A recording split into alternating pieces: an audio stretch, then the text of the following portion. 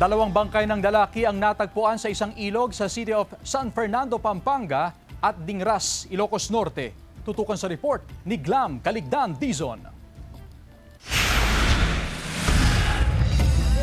Natagpuan ang bangkay ng isang lalaki sa bahagi ng ilog sa barangay Santa Lucia, City of San Fernando, Pampanga. Kinilala ng pulisya ang biktima na si Angelo Ramos, 70 taong gulang at residente ng barangay San Pedro Cutud.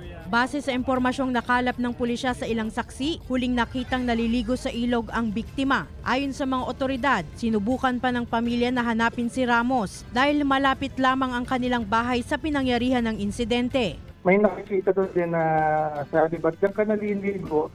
Then after a while, nakita na siya na lumulutang yun.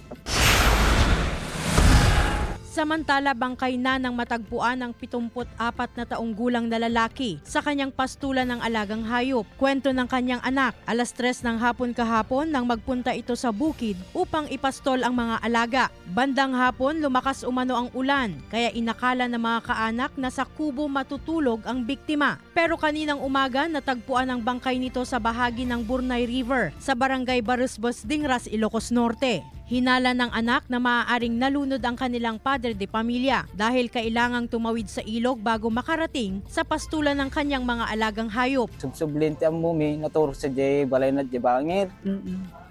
Yung tatay bigatin, napanak jay bagatan. Teka anak akong baga na mga baka ni tatang mo ti radtuyen ko na natayen ko.